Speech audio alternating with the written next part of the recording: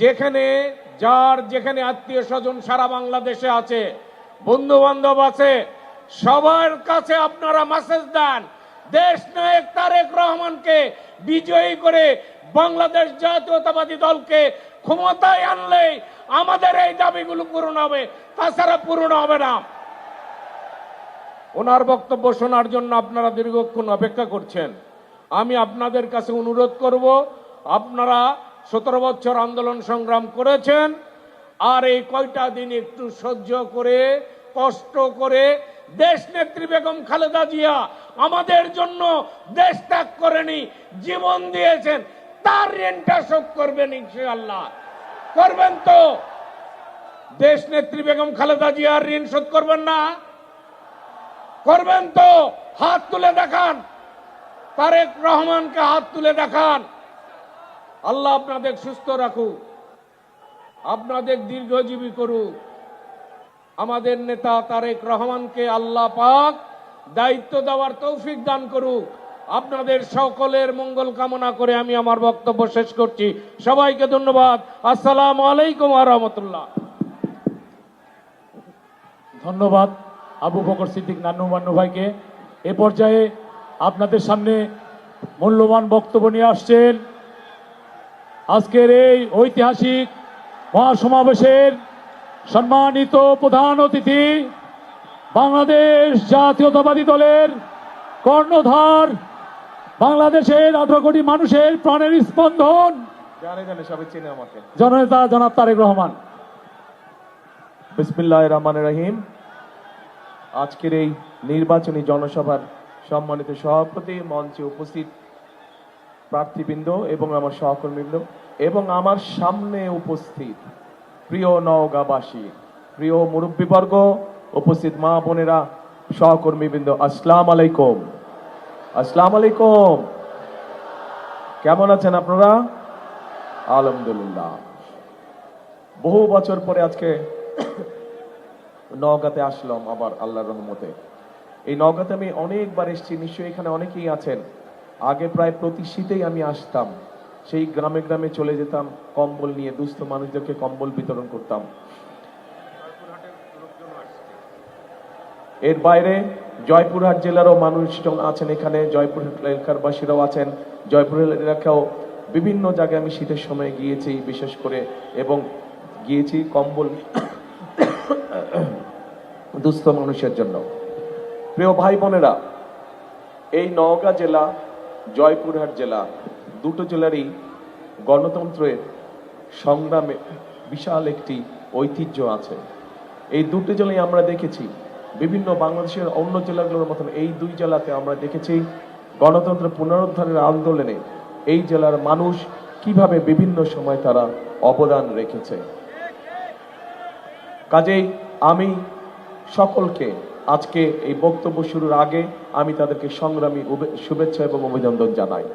প্রিয় ভাই বোনেরা, আমি যখন বক্তব্য শুনছিলাম, আমাদের ধানের শীষের প্রার্থী যারা যখন একজন একজন করে বক্তব্য রাখছিল, তো ওনারা তাদের এলাকার বিভিন্ন দাবি দাওয়া উপস্থাপন করছে যে আপনারা ইনশাল্লাহ আগামী 12 তারিখে ধানের শীষকে নির্বাচিত করে, সমগ্র দেশ থেকে ধানের শীষকে নির্বাচিত করে সরকার গঠন করলে এই এলাকা এবং জয়পুরহাট জেলা, দুই জেলায় কোথায় কি কি করতে হবে। তা আমি বসে বসে চিন্তা করছিলাম, আমি তো এই দেশে 17 বছর থাকতে পারিনি, তাহলে এই দেশে আমার দেখা সম্ভব হয়নি, কিন্তু আপনারা তো ছিলেন। তাহলে গত 17 বছর হলোটা কি দেশে? এত যদি দাবি দেওয়া হয়ে থাকে তো হলোটা কি এলাকার? কিচ্ছু হয় নাই। কেন কিছু হয় নাই? হ্যাঁ, কেন কিছু হয়নি? কারণ এই যে আপনারা যে 12 তারিখে ভোট দিবেন, ভোট দিয়ে আপনারা আপনাদের প্রতিনিধিকে নির্বাচিত করবেন, যেই প্রতিনিধির মাধ্যমে আপনারা আপনাদের এলাকার সমস্যাগুলো সমাধান করবেন। সেটি যেই সমস্যাই হোক না, সেটি রাস্তা হোক, স্কুল হোক, ব্রিজ হোক, কালভার্ট হোক, হাসপাতাল হোক, সেটি রেল লাইন নির্মাণ হোক, সেটি যে সবজি বলেন, আম বলেন, এগুলো রাখার জন্য হিমাগারের ব্যবস্থা করা হোক। অর্থাৎ যারা এলাকার মানুষের দলমত নির্বিশেষে সব মানুষের বিভিন্ন সমস্যাগুলো দেখবে, তাই তো এরকম মানুষই তো আপনারা চান, তাই না? যারা এলাকা দেখভাল করবে। সেই জন্যই আমরা দেখে শুনে বুঝে আমরা জয়পুরহাট থেকে 2 জন এবং নওগাঁ থেকে আমাদের দলের 6 জনকে আমরা নির্বাচিত করেছি, যাদেরকে এবার আমরা ধানের শীষের তুলে দিয়েছি। আসেন তো ভাই, আপনারা একটু সামনে আসেন তো। 6 জনে 8 জন, সরি 2 জনের 8 জন, শুধু প্রার্থীরা, অনলি প্রার্থীরা। দাঁড়ান, আমার পাশে দাঁড়ান। রানা আসতে ভাই, ধাক্কা মেরো না, তুমি ধাক্কা নিয়ে পড়ে যাবো। দাঁড়ান, যে কোনো দাঁড়ায় যান। এই যে হ্যাঁ, তুলেন, ধানের শীষ তুলেন। এই 8 ব্যক্তিকে আপনাদের সামনে আমরা দিয়েছি। এই 8 ব্যক্তিকে আপনারা 12 তারিখে নির্বাচন করবেন। 12 তারিখ পর্যন্ত আপনারা এদের সাথে থাকবেন। 12 তারিখে নির্বাচিত হলে ইনশাল্লাহ 13 তারিখ থেকে এরা আপনাদের সাথে থাকবে। ঠিক ঠিক আছে তো? চিনেন সবাইকে? এদের দায়িত্ব দিয়ে দিয়েছি। নির্বাচিত হবে, নির্বাচিত হওয়ার পরের দিন থেকে এলাকার উন্নয়নের জন্য তারা কাজ শুরু করবে। কাজেই আমরা কি এই 8 জনকে নির্বাচিত করবো ইনশাল্লাহ 12 তারিখে?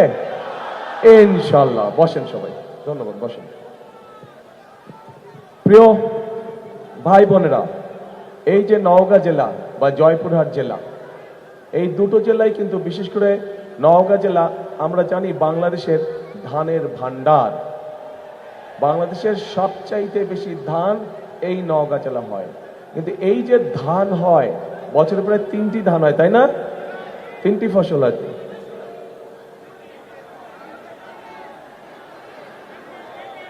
1 2 3, তাই তো কইলাম ভাই, আমি তো 1 2 3 বলছি। হ্যাঁ, 3।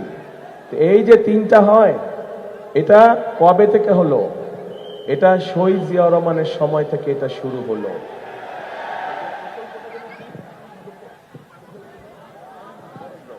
এই বরেন্দ্র প্রকল্প শহীদ জিয়া যখন চালু করলেন, আস্তে আস্তে ধীরে ধীরে পরবর্তীতে খালেদা জিয়া থেকে আরো প্রকল্প বড় করলেন। এইটার অংশ হিসাবে আস্তে আস্তে কৃষকরা পানি পেল এবং এখানে ধান উৎপাদন হলো। বছরে 3টা ধান উৎপাদন, এবং নওগাঁ বাংলাদেশের সবচেয়ে বড় ধান ভান্ডারে পরিণত হলো।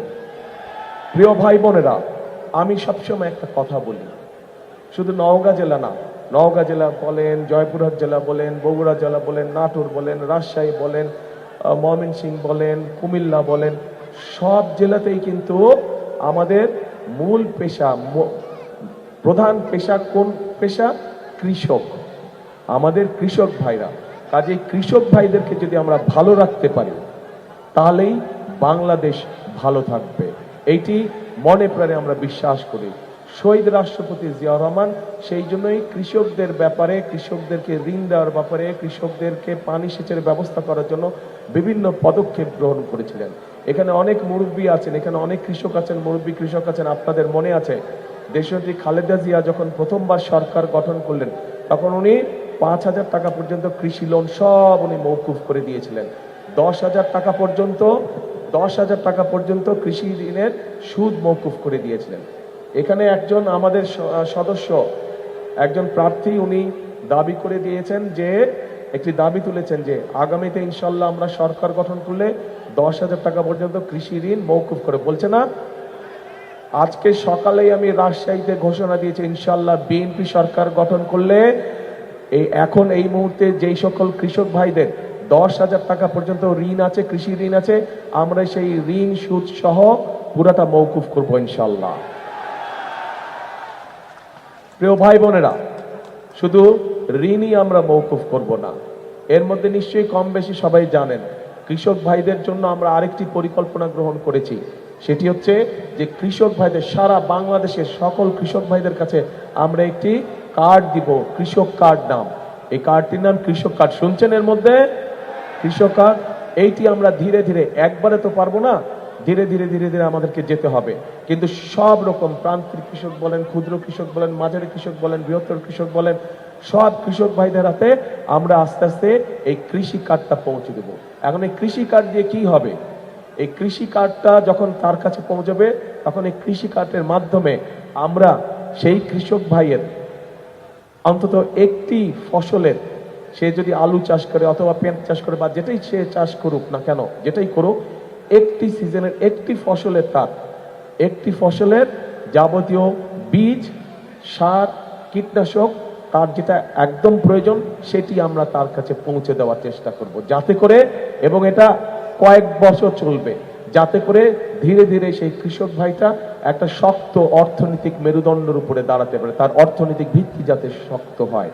শুধু এটাই নয়, এই কৃষক কার্ডের মাধ্যমে তার জন্য কৃষি ঋণ পেতে সুবিধা হবে। এই কৃষক কার্ডের মাধ্যমে হঠাৎ ঝড় বৃষ্টি বন্যা কিছু হলে যদি ফসল নষ্ট হয়ে যায়, তখন সে কৃষি বিমার থেকে বিমা যেটি হবে ফসলের, সেই বিমার টাকাটা পেতে তার জন্য সুবিধা হবে। কাজে আমরা কৃষক ভাইদের জন্য এই পরিকল্পনা গ্রহণ করেছি। এখন আমাকে বলেন, এই এলাকার এবং জয়পুরহাটের মানুষ, ম্যাক্সিমাম মানুষ কৃষিকার্যের সাথে জড়িত। এই যে কথাটা বললাম, এই কাজটা যদি আমরা করি, আপনারা কি মনে করেন কৃষক ভাইদের ভালো হবে? কি পিছনে তো দেখি না, পিছনে কি বলে ভালো হবে? আচ্ছা ঠিক আছে, এখন তাহলে কি এটা করব, আমরা এই পরিকল্পনা বাস্তবায়ন করব? আচ্ছা ইনশাল্লাহ। কিন্তু আমরা বাস্তবায়ন করার আগে আপনাদের একটা পরিকল্পনা আছে, ওটা আমি পরে জানছি। এরপরে আসেন, এরপরে এইখানে ধানের পাশাপাশি অন্যান্য অনেক শাকসবজি হয়, আম হয়, রাজশাহীতে হয়, এখানে হয়, এই অঞ্চলে প্রচুর হয়।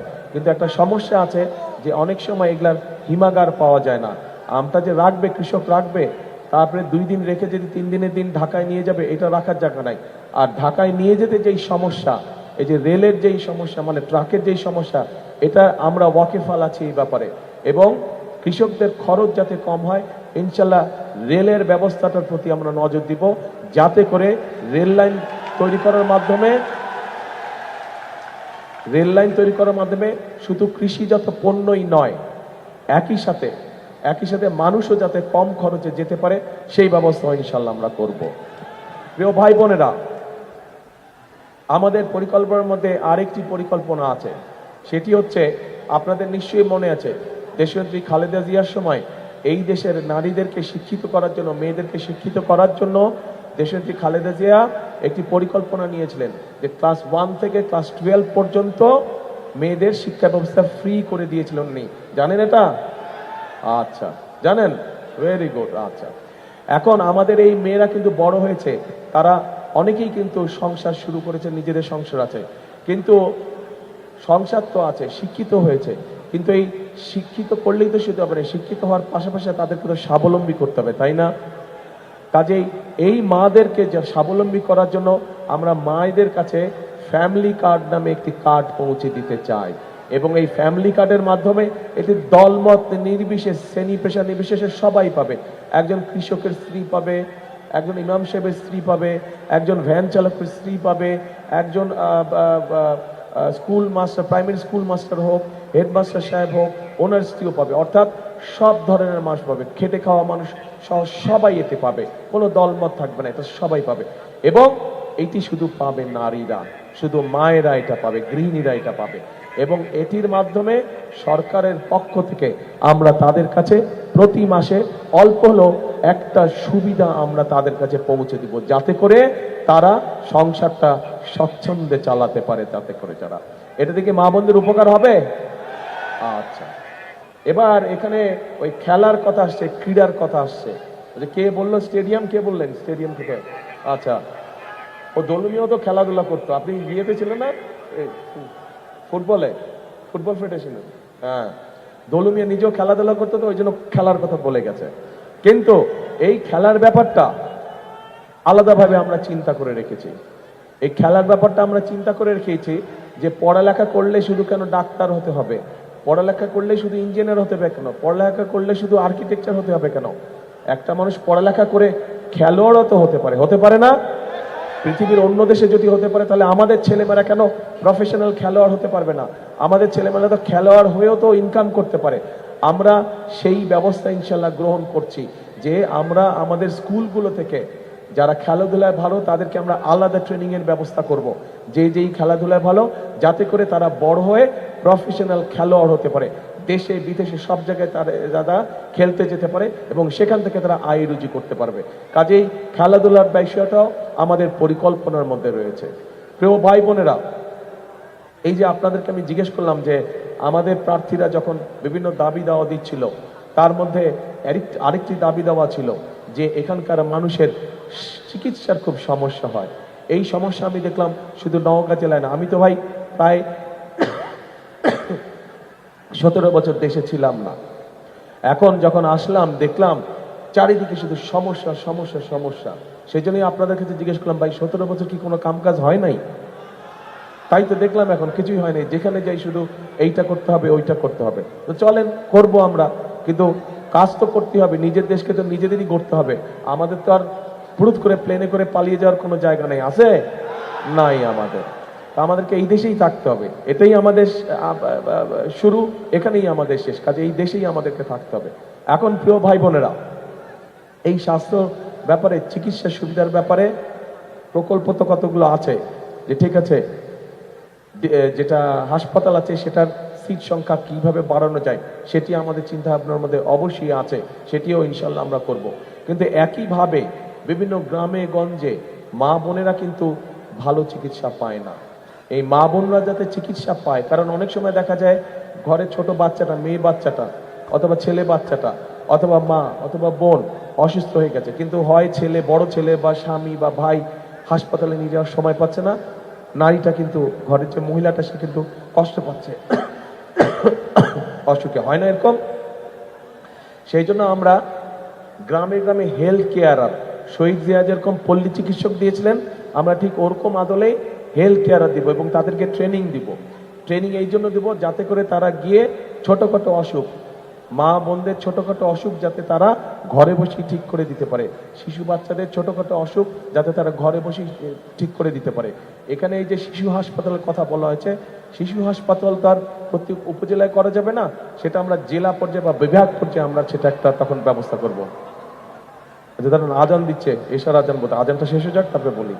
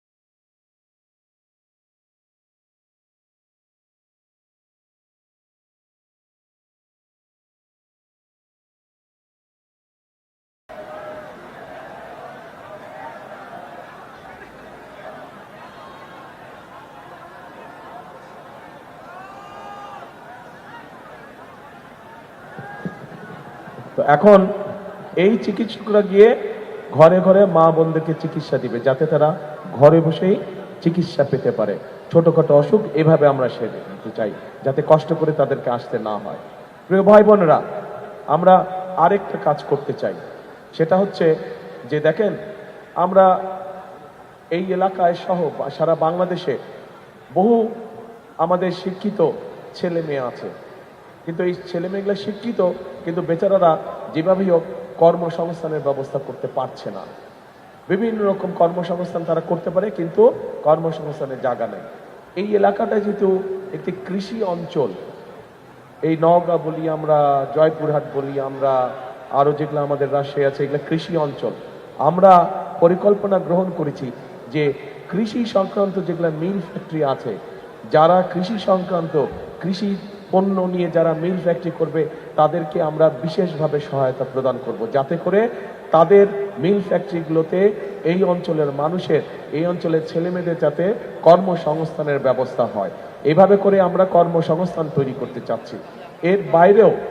এর বাইরেও আমরা জেলায় জেলায় ভোকেশনাল ট্রেনিং ইনস্টিটিউট তৈরি করতে চাচ্ছি, যেখানে আমরা আমাদের তরুণ বা যুবক সদস্যদেরকে, যুব সমাজের সদস্যদেরকে আমরা ট্রেনিং দিব, এবং ট্রেনিং দেওয়ার মাধ্যমে তাদেরকে আমরা বিভিন্ন ব্যাপারে দক্ষ করে তুলব।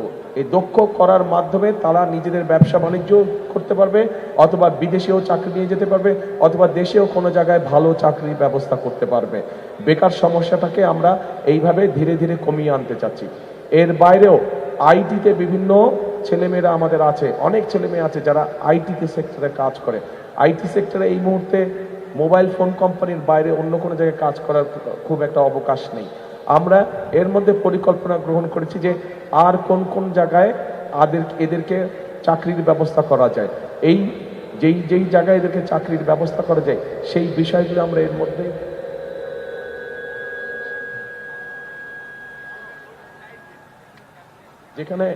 যেখানে যেই জায়গাগুলো আছে, সেমিকন্ডাক্টর তৈরি করা, সফটওয়্যার তৈরি করা, এই বিষয়গুলোর উপর আমরা ট্রেনিং দিব। এই বিষয় সংক্রান্ত যে কোম্পানিগুলো আছে তাদের সাথে এরই মধ্যে আমাদের কিছু কথাবার্তা হয়েছে, তারাও উৎসাহ প্রকাশ করেছে যে তারা বাংলাদেশে আসবে, বাংলাদেশে বিনিয়োগ করবে, যার ফলে আমরা আমাদের বহু তরুণ যারা আইটিতে যারা দক্ষ, সেই ছেলে মেয়েদেরকে আমরা কর্মসংস্থানের ব্যবস্থা করে দিতে পারবো। প্রিয় ভাই বোনেরা, এখানে আইটিতে কাজ করে কে কে দেখি? অনেক ছেলে আছে তো, নতুন ইয়াং ছেলে মেয়ে আছে। আইটিতে কারা কাজ করে? হাত তুলো দেখি। ও বাবা, আচ্ছা ঠিক আছে, ধন্যবাদ।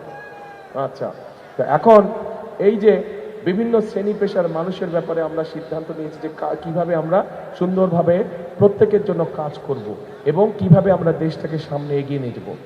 এর ভিতরে আরেকটা শ্রেণীর মানুষ আছে, যেই শ্রেণীর মানুষটা আমাদের জন্ম থেকে মৃত্যু পর্যন্ত আমাদের সাথে থাকে। তারা আমাদের বিভিন্ন সময় বিভিন্ন উপদেশ দেয়। অর্থাৎ তারা কারা? তারা হচ্ছে আমাদের বিভিন্ন মসজিদ, মাদ্রাসা, খতিব সাহেবরা, ইমাম সাহেবরা, মুয়াজ্জিম সাহেবরা সহ অন্য ধর্মের যে সকল ধর্মীয় প্রধান আছেন, সেই সকল মানুষেরা। এখন এই মানুষগুলোকে আমরা দেখেছি অনেকেই এদের মধ্যে অনেক কষ্টে থাকেন। সেই জন্য এই মানুষগুলোকে, অর্থাৎ ইসলাম ধর্মে যারা মসজিদ মাদ্রাসার খতিব সাহেব আছে, মুয়াজ্জিম সাহেব আছে, ইমাম সাহেব আছে সহ অন্য ধর্মেরও যারা ধর্মগুরু আছেন, তাদেরকে প্রতি মাসে আমরা সরকারের পক্ষ থেকে একটা সম্মানের ব্যবস্থা করব ইনশাআল্লাহ, যাতে করে তারা একটা সম্মানজনক জীবন যাপন করতে পারে। প্রিয় ভাই বোনেরা, এখন কথা হচ্ছে যে এই কাজগুলো তো আমরা করব, এখানে যেই দাবি দাওয়াগুলো দিয়েছেন সেগুলাও করব, তার বাইরে আমাদের নিজের যেগুলো পরিকল্পনা আছে যে ইনশাআল্লাহ সরকার গঠন করলে আমরা সেই দাবিগুলো বাস্তবায়ন করব, আস্তে আস্তে কাজগুলো শুরু করব। কিন্তু এই কাজগুলো করতে হলে তো আরেকটা কাজ আছে, যেই কাজটা করতে হবে। বলেন তো কি কাজ?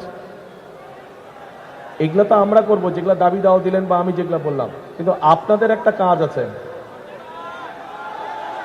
হ্যাঁ,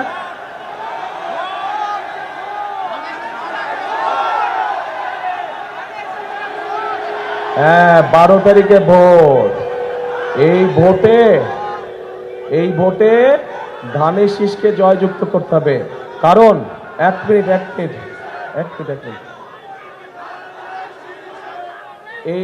এই যে স্লোগানের এক মিনিট দাঁড়াও ভাই, দাঁড়া কথা শোনো। এই যে আমার সামনে এত তাফালিং করে লাভ নাই তো, ভোটের দিন দেখাতে হবে। আমার সামনে তাফালিং করে লাভ আছে কোনো? ভোটের দিন জয়যুক্ত হয়ে এসে দেখাতে হবে, তখন বুঝবো এই শক্তিটাকে ভোটের দিন দেখাতে হবে। হ্যাঁ, আচ্ছা, এখন কথা হচ্ছে একটা ব্যাপারে সতর্ক থাকতে হবে। কোন সেই ব্যাপার? এই যে মঞ্চের, এই মঞ্চের পাশে ছোট্ট একটা মঞ্চ আছে, মঞ্চে কিছু মানুষ বসে আছে। এবং তাদের পিছনে একটা ব্যানার আছে, ওই ব্যানারটায় লেখা আছে গুম খুন জুলাই আগস্টের আন্দোলনে আহত শহীদ পরিবার। কথাটার অর্থ বুঝেছেন আপনারা? অর্থাৎ এই মানুষগুলো যে বসে আছে সেটি বিগত 16 বছরের আন্দোলন সহ এই জুলাই আগস্ট মাসে যে আন্দোলন ছিল সেখানে এই মানুষগুলো তাদের আপনজনদেরকে কাউকে না কেউকে হারিয়েছে, গুম খুনের শিকার হয়েছে, অথবা নিজে কেউ আহত হয়েছে সেই জুলাই আন্দোলন সহ এই কত লম্বা আন্দোলনের সময়। এখন যেই মানুষগুলো শহীদ হয়েছে, যেই মানুষগুলো আহত হয়েছে, এই মানুষগুলো ত্যাগের তো একটা মূল্য থাকতে হবে, তাই না? এখন এই মানুষগুলো কার বিরুদ্ধে আন্দোলন করেছিল, কিসের বিরুদ্ধে? ওই যে আপনারা 12 তারিখে যে ভোট দিবেন, ওই ভোটের অধিকার আপনাদের কাছ থেকে, বাংলাদেশের মানুষের কাছ থেকে এক পক্ষ কেড়ে নিয়েছিল এবং তাদের বিরুদ্ধে আন্দোলন করতে গিয়েই এই পরিবারগুলো তাদের আপনজনদেরকে হারিয়েছে অথবা বিভিন্নভাবে নিজেরাও নির্যাতিত হয়েছে, অত্যাচারের শিকার হয়েছে। এখন প্রিয় ভাই বোনেরা, ওই ষড়যন্ত্র কিন্তু এখন শেষ হয় নেই। একটা তো পালিয়ে গিয়েছে দেশ থেকে, একটা তো পালিয়ে গেছে, কিন্তু আরেকটা পক্ষ আছে যারা, এই দুই পক্ষ আবার আগে থেকে একসাথেই ছিল। এই দুই পক্ষ কিন্তু বিভিন্ন সময় একসাথেই ছিল, তলে তলে একসাথেই ছিল। গত 16 বছরেও আপনারা মাঠে ঘাটে কত পেয়েছেন আন্দোলন সংগ্রামে, তাদেরকে কোথাও ছিল না, ওই ভিতরে ভিতরে কিন্তু তাদের সাথেই ছিল এরা। আচ্ছা, তো এখন এরা আবার ষড়যন্ত্র শুরু করেছে বিভিন্ন রকম। এখন আপনাদেরকে চোখ কান খোলা রাখতে হবে, আপনাদেরকে চোখ কান খোলা রাখতে হবে যাতে ষড়যন্ত্র করে আপনাদের ভোট এদিক ওদিক না করে। ব্যালট বাক্স পাহারা দিতে হবে। 2008 সালে কি হয়েছিল মনে আছে? 2008 সালে কিন্তু ওই যে ম্যাজিক দেখা না, ম্যাজিক এই আছে এই নাই, ওই খালি বক্স দেখায় ভরা বক্স দেখা দিচ্ছে। তারপরে মনে আছে 2008 সালের ঘটনা? কাজে এই ব্যাপারে সতর্ক থাকতে হবে আপনাদেরকে, ঠিক আছে? এই ব্যাপারে সতর্ক থাকতে হবে আপনাদেরকে। এখন যে ভোট যে দিতে যাবেন, সব জায়গায় আমি এই কথাটা বলি, যাবেন কখন ভোট দিতে? কি বলে? তাহাজ্জুদ, রাইট। এই তো, তাহলে মেসেজ আসছে সবার কাছে, খবর পৌঁছেছে, গুড। হ্যাঁ, এইবার ভোটের দিন তাহাজ্জুদ পড়তে উঠতে হবে। তাহাজ্জুদ পড়ে সবাইকে, তাহাজ্জুদ পড়া শেষ হলে যার যার ভোট কেন্দ্রে সবাইকে নিয়ে যেতে হবে। গিয়ে মুসলমান ভাই বোনেরা ওখানে জামাত আদায় করবেন, আর অন্য ধর্মের ভাই বোনেরা আছে যারা, তাদেরকেও সাথে নিয়ে যাবেন, তারা তাদের ধর্মীয় অনুষ্ঠান পালন করবে। করে ভোট কেন্দ্রের সামনে বসে থাকবেন। যেই 7টার সময় ভোট কেন্দ্র খুলবে সাথে সাথে ভোট দেওয়া আরম্ভ করবেন, ঠিক আছে? আর খেয়াল রাখবেন এই যারা ষড়যন্ত্র করছে, এরা আবার ওই যে 8 সালের মতন আরেকটা ষড়যন্ত্র করছে। ওই যে এটা আমরা, এই ষড়যন্ত্র আমরা ওই যে এই তথাকথিত যে আমির নির্বাচন, তারপর নিশিরাতের নির্বাচন, তখনও আমরা দেখেছি যে লাইন দিয়ে থাকে কিন্তু লাইন আগায় না। দেখছেন না এই চিত্র? মনে আছে? এই কিছুদিন আগেই তো ভোট কেন্দ্রের সামনে লাইন, কিন্তু লাইন আর নড়ে চড়ে না রে বাবা। কাজে এইগুলা ব্যাপারে সতর্ক থাকতে হবে যে লাইন নড়ে না কেন, আর ভিতরে ওইদিকে সিল মারা শুরু হয়ে গেছে। কাজে এইগুলা ব্যাপারে সকলকে আপনাদের সতর্ক থাকতে হবে প্রিয় ভাই বোনেরা। এখন মূল কথা হচ্ছে, গত 16 বছর আপনাদের এলাকার কোনো উন্নতি হয়নি। গত 16 বছর বাংলাদেশের মানুষের ভাগ্যের কোনো পরিবর্তন হয়নি। গত 16 বছর বাংলাদেশের কোনো উন্নয়ন হয়নি। হ্যাঁ, ঢাকা শহর সহ কয়েকটি শহরে কিছু কিছু বড় বড় ফ্লাইওভার হয়েছে, কিছু কিছু বড় বড় দালান হয়েছে, কিছু কিছু বড় বড় কিছু হয়েছে, মেগা প্রজেক্ট হয়েছে। কিন্তু মেগা প্রজেক্ট মানেই মেগা দুর্নীতি হয়েছে। আমরা চাই গ্রামের মানুষের ভাগ্যের পরিবর্তন করতে, আমরা চাই জেলা শহরের মানুষের ভাগ্যের পরিবর্তন করতে, আমরা চাই উপজেলার মানুষের ভাগ্যের পরিবর্তন করতে, আমরা চাই আমাদের ছাত্র ছাত্রীদের লেখাপড়া সুনিশ্চিত করতে, আমরা চাই আমাদের নারীদেরকে স্বাবলম্বী করতে, মা বোনদেরকে স্বাবলম্বী করতে, আমরা চাই আমাদের বেকার যুবক ভাই যারা আছে, তরুণ ভাই যারা আছে, বোনেরা যারা আছে, তাদের কর্মসংস্থানের ব্যবস্থা করতে। আমরা চাই দেশের মানুষের জন্য একটি নিরাপদ পরিস্থিতি তৈরি করতে, যেখানে মানুষ নিরাপদে হাঁটাচলা করবে, নিরাপদে ব্যবসা বাণিজ্য করবে, রাতে নিরাপদে ঘরে যাতে ঘুমাতে পারে। আমরা সেই পরিস্থিতি তৈরি করতে চাই ইনশাআল্লাহ। কিন্তু সেই পরিস্থিতি তৈরি করতে হলে প্রিয় ভাই বোনেরা, আপনাদের সকলের সহযোগিতা প্রয়োজন। জনগণ যদি পাশে থাকে, কেউ তাকে কোনো আটকে রাখতে পারে না, জনগণ যার পাশে থাকে। কাজেই বিএনপি সকল সময় একটি স্লোগান দেয়। কি সেই স্লোগান? জনগণই সকল ক্ষমতার উৎস। কারণ বিএনপি জানে বিএনপির সাথে জনগণ আছে, বিএনপি জানে জনগণই হচ্ছে বিএনপির সকল ক্ষমতার উৎস, সকল শক্তির উৎস। সেই জন্যই জনগণ ছিল বলেই জনগণ গত 17 বছর ধরে বিএনপির সাথে সেই 15-16 বছর বিএনপির সাথে জনগণ ছিল বলেই বিএনপি এত অত্যাচার নির্যাতনের মধ্যে আজও টিকে আছে। এবং যে বিএনপি টিকে আছে তার প্রমাণ হচ্ছে এই যে হাজারো লক্ষ মানুষ আজকের এই মিটিংয়ে। আপনারাই হচ্ছেন বিএনপি, আপনারাই হচ্ছেন বাংলাদেশ জাতীয়তাবাদী দল। কাজে প্রিয় ভাই বোনরা, আসুন এই মানুষগুলো, এই যে মঞ্চের ছোট মঞ্চটা, এখানে যারা বসে আছে ওনারা স্বজন হারিয়েছেন, নিজেরা কেউ কেউ ক্ষতিগ্রস্ত হয়েছেন, পঙ্গুত্ব বরণ করেছেন হয়তোবা। তো এখন এই মানুষগুলো ত্যাগ বৃথা যেতে দেওয়া যায় না। কাজে এদের ত্যাগ যদি বৃথা যেতে না দেওয়া যায় তাহলে আমাদেরকে সতর্ক থাকতে হবে। তাহলে 5ই আগস্টের পরে যেই পরিবর্তন এসেছে এই পরিবর্তনটাকে আমাদের অর্থবহ করতে হবে। অর্থাৎ এই পরিবর্তন শুধু একটি পরিবর্তন যেন না হয়, এই পরিবর্তন হবে সেই পরিবর্তন যেই পরিবর্তনে এই দেশ এবং দেশের মানুষের ভাগ্যের পরিবর্তন হবে। অন্তত একটু হলেও মানুষের ভাগ্য ভালোর দিকে পরিবর্তিত হবে। আসুন আমরা সকলে যদি কাজ করি, আমরা সকলে যদি ঐক্যবদ্ধ থাকি, ইনশাল্লাহ তাহলেই আমরা আমাদের সেই প্রত্যাশিত বাংলাদেশ গড়ে তুলতে সক্ষম হব। আপনারা কি আছেন আমার সাথে আমাদের সেই বাংলাদেশ গড়তে? তাহলে আসেন আমার সাথে একটি কথা বলেন, সবাই জানেন তারপরেও বলেন। দেখুন আরেকটা কথা বলি, আজকে যদি আপনাদের সামনে আমি এই যে বিভিন্ন দল আছে এই দল সম্পর্কে যদি এই আবল তাবল বিভিন্ন কথাবার্তা বলে যেতাম তাতে কোনো লাভ হতো আপনাদের? আমরা তো রাজনীতি করি কার জন্য? রাজনীতি করি দেশের জন্য, দেশের মানুষের জন্য, দেশের জন্য, দেশের মানুষের জন্য। মানুষও তো জানতে চায়, কি জানতে চায়? যে বিএনপি ক্ষমতায় গেলে বিএনপি জনগণের জন্য কি করবে, তাই তো নাকি? দিয়ে দিয়ে চারের মতন, তাই তো? কাজে বিএনপি ক্ষমতায় গেলে কি করবে সংক্ষেপে আপনাদের সামনে আমি আমার পরিকল্পনার কথা তুলে ধরলাম। আপনাদের পরিকল্পনা আপনাদের কাছ থেকে আমি জেনে নিলাম যে আপনাদের কি পরিকল্পনা। আপনাদের পরিকল্পনা কি পরিকল্পনা? 12 তারিখে ধানের শীষকে জয়যুক্ত করা ইনশাআল্লাহ।